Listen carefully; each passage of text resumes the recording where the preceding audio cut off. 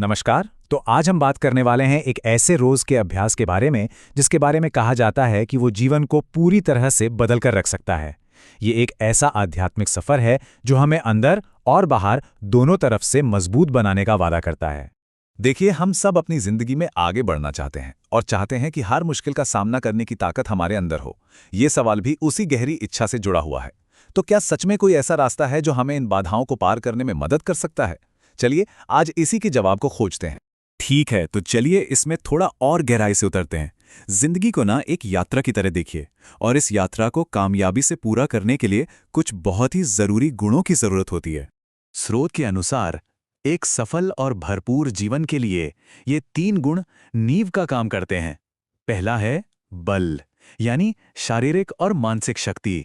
दूसरा है बुद्धि, मतलब सही फैसले लेने की क्षमता। और तीसरा है विद्या, यानी दुनिया को समझने का ज्ञान। माना जाता है कि जिस अभ्यास की हम बात कर रहे हैं वो इन तीनों को बढ़ाने में मदद करता है। लेकिन इन गुणों को पाने से पहले हमें 2 तरह की रुकावटों का सामना करना पड़ता है। पहली है बाहरी क्लेश, जो बाहर की दुनिया से आने वाली चुनौतियां हैं, और दूसरे हैं हमारे अपने आंतरिक विकार। ये दोनों चुनौतियां क्या हैं, इसे समझना हमारे इस विश्लेषण के लिए बहुत जरूरी है। तो इन बाधाओं का समाधान क्या है? स्रोत एक बहुत ही सरल लेकिन बेहद शक्तिशाली अभ्यास का सुझाव देता है। हनुमान चालीसा का रोजाना पाठ। अच्छा, जो लोग इससे परिचित नहीं हैं उनके लिए बता दें कि हनुमान चालीसा भगवान हनुमान को समर्पित एक प्राचीन और बहुत शक्तिशाली स्तुति है। इसे भक्ति, अटूट शक्ति और सुरक्षा का एक गहरा स्रोत माना जाता है। इस अभ्यास की सबसे खास बात है इसकी सादगी। इसके लिए किसी मुश्किल रीति रिवाज की जरूरत नहीं है।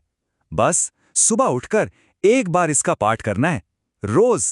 ये इतना आसान है कि कोई भी इसे अपनी दिनचर्या में शामिल कर सकता है।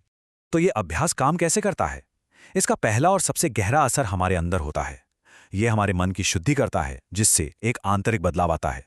स्रोत बताता है कि इस रोज की आदत से काम, क्रोध, मद, लोभ, मोह और मत्सर यानी गुस्सा, लालच, घमंड जैसी सारी नकारात्मक आदतें जिन्हें विकार कहा जाता है, वो धीरे धीरे हमारे स्वभाव से साफ हो जाती हैं, और नतीजा होता है एक शांत और निर्मल मन।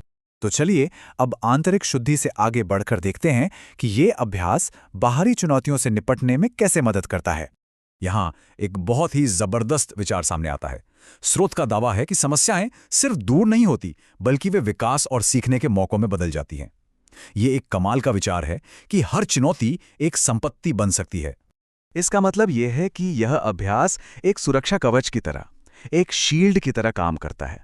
चुनौतियां जिंदगी में आ सकती हैं, लेकिन वे टिकेंगी नहीं या आप पर हावी नहीं हो पाएंगी। यहाँ एक बहुत ही रोमांचक दावा किया गया है कि इस अभ्यास के ठोस और साफ दिखने वाले नतीजे एक तय समय में सामने आते हैं। 40, जी हाँ 40। स्रोत के अनुसार ये वो जादुई संख्या है। ऐसा माना जाता है कि 40 दिनों तक लगातार इस अभ्यास को करने से एक साफ और गहरा बदलाव देखने को मिलता है। ये स्लाइड इस यात्रा को दिखाती है। अभ्यास शुरू करने के पहले दिन से लेकर 41वें दिन तक, जब एक महत्वपूर्ण मोड़ आता है और वो बदलाव साफ तौर पर नजर आने लगता है। और ये सिर्फ एक अंदरूनी एहसास नहीं है, बल्कि एक बाहरी चमक है, एक ऐसा बदलाव जिसे दूसरे लोग भी पहचानते हैं और सराहते हैं। लेकिन इस अभ्यास में इतनी शक्ति आती कहां से है? इसका आश्वासन हमें कौन देता है? चलिए इस विश्लेषण के आखिरी और सबसे महत्वपूर्ण हिस्से पर चलते हैं। ये एक बहुत जरूरी सवाल है।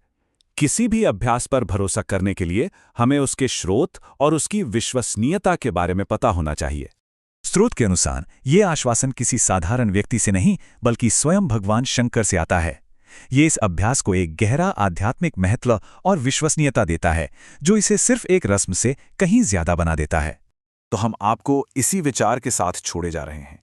इस पर सोचिएगा जरूर कि अगर जीवन की हर चुनौती को ताकत और विकास के अवसर में बदलने की क्षमता आ जाए तो जिंदगी कैसी हो सकती है।